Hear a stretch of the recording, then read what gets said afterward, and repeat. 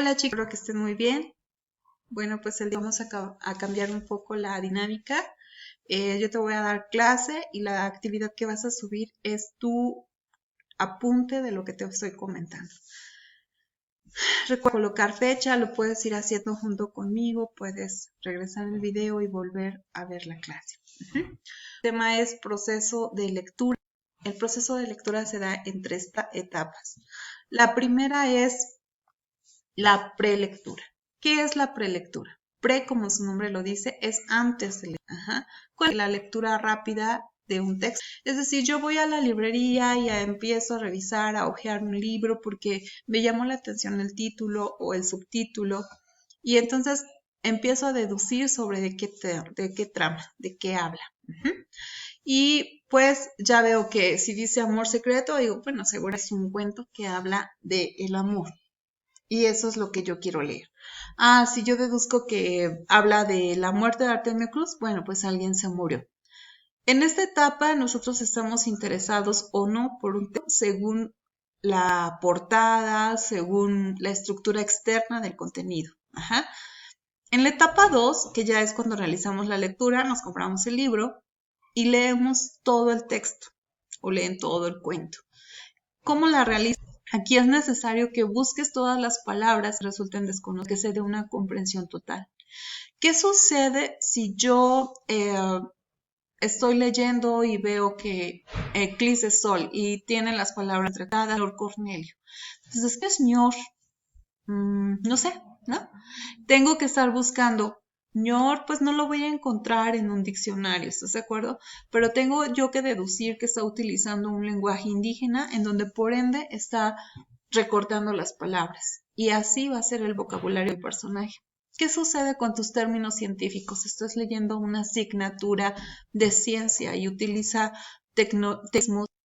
Tienes que buscar las palabras. No puedes leer el texto si esas palabras no sabes qué significan. Te sucedió en el cuento de reloj, algunos de ustedes. Decía que el personaje principal, Félix Sendejas, había encontrado un reloj y una leotina.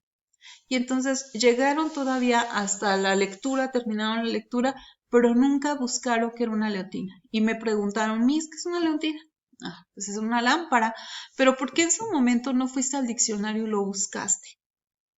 Porque hay desidia, porque hay flojera.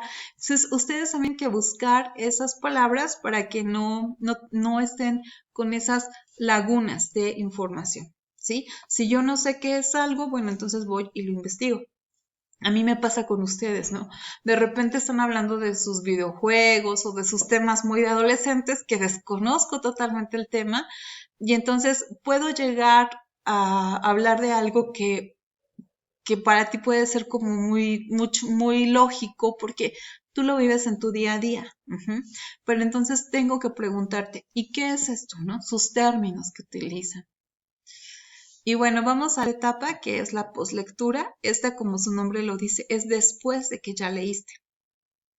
Para comprobar la comprensión del texto. Esto generalmente lo hago yo cuando hacemos el análisis del texto y empiezo a preguntar a algunos de ustedes, porque de nada te sirve, quedas en esta etapa de lectura. O sea, si tú de lectura, pero no comprendes el texto, pues es como si no hubieras leído. No le entendiste nada. Es como si comieras, pero no te supo a nada la comida. Entonces, aquí yo también tengo que estar analizando cómo entendiste la lectura. Por ello es necesario que lo leas más de una vez y mucho más si te toca el ensayo. No puedes hacer un ensayo de una sola lectura, o sea, tienes que agotar todas tus lecturas para que te sea entendible, te sea comprensible. Realizar el esquema, por ejemplo, en cuanto a literatura, buscar los temas principales de los que te está hablando y hacer el resumen del texto, por partes o por párrafos, porque a veces se nos escapa, ¿no? Si yo no tengo bien en cuenta todo lo que me está hablando el texto, entonces puedo caer en este momento en decir algo que era incoherente. Para ello tienes que revisar la información de tu texto. Sobre todo los que no han hecho el ensayo tienen que seguir estos pasos. Para cualquier asignatura, maestro, un resumen, tienes que seguir estos pasos y no saltarte ninguna, ¿no? Porque a veces sobreentendemos. Ay, bueno, es que no encuentro una palabra, pero ahorita me la aclara, ¿no? No, porque por eso no entiendes. O sea, yo sé y te creo, muchos me dicen, Miss, es que sí lo leí cuando les pregunto, sí lo leíste, pero pues no le entendiste. Después, bueno, dentro de los mismos procesos, date cuenta y no cambia, nada más te quiero hablar de otra cosa, consiste en hacer una lectura rápida, la prelectura, que se genera el interés de lo que se va a leer. Aquí es muy importante los términos, las imágenes en el texto.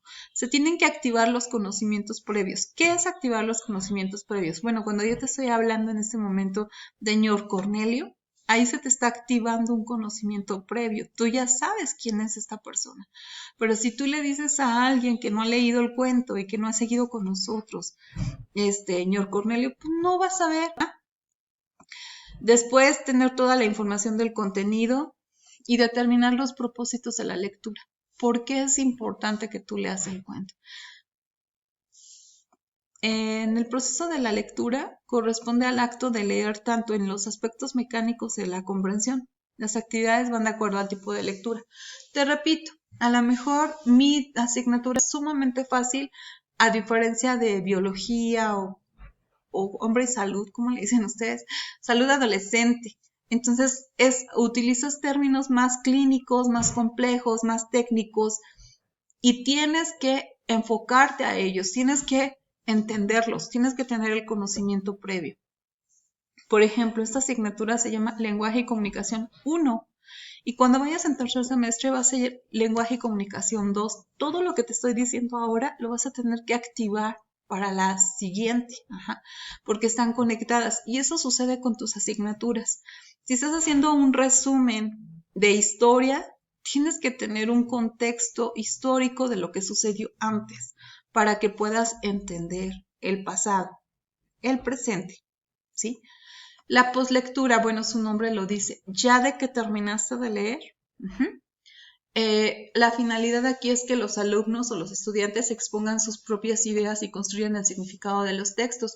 Bueno, aquí es donde yo hablo contigo y te pregunto en el grupo qué opinas del cuento, cómo resumes tu información, cuáles para ti son los temas principales, cuál es tu opinión o tu juicio acerca de un personaje en específico. ¿Qué crees que va a suceder o tú qué harías? Las predicciones siempre van a ser en ese sentido. Colocarte en el lugar del personaje. ¿Qué te imaginas? Escribir el reporte y discutir en grupo. Consultar las fuentes adicionales. Aquí podemos o no estar de acuerdo. Estamos viviendo un momento, por ejemplo, con coronavirus, ¿no? La sociedad está inmersa en un tema muy, muy fuerte. Muchos dicen que es un virus que causa muchas muertes y algunos lo asocian más a la crisis económica. Y vamos a tener aquí controversia. Esa es la finalidad de la poslectura. No solamente que tú entiendas todas las palabras. Algunos de ustedes cuando me entregan el resumen se quedan en esta etapa, en la etapa de la lectura, pero de nada me sirve que tú te quedes en esta etapa. Algunos incluso en la prelectura, porque les da flojera y nada más leen el título, el autor, la nacionalidad y se empapan así como de los personajes. Algunos me leen todo y tratan de entender, pero aún así no lo llevan a su contexto. En la poslectura lo tienes que relacionar a tu vida. Les repito, yo no quiero análisis, chicos, de el cuento está bonito o el cuento está feo, el cuento me gustó o el cuento no me gustó. No me interesa, o sea, no me interesa de verdad si te gustó o no te gustó. Aquí lo que me interesa es qué lo llevas o qué del cuento lo llevas a tu vida actual, cómo lo relacionas en tu contexto actual. Eso es cuando se construye algo. Pues a mí, Reloj sin Dueño me dejó que tengo que ser una persona honesta, pero también estarme fijando que dentro de esa honestidad, recuerda que él terminó siendo el ratero. Entonces, a veces es bien fácil criticar a los políticos, son unos corruptos, ¿no? Los policías son unos corruptos, pero yo también cuán corrupta soy, ¿no? Le traje una manzana, súbame un décimo, cuán corrupta soy yo y cuán corrupto eres tú. Pues este tema lo tienes que llevar a tu realidad. Eso es lo que necesito en tu análisis. Y bueno, pues para no no hablar ya más. Este sería como el ensayo. Ustedes me presentan el reporte como un apunte con fecha, utiliza colores, ya sabes cómo soy. Trata de no copiar tal cual lo que dice, sino de entender cada uno de los aspectos.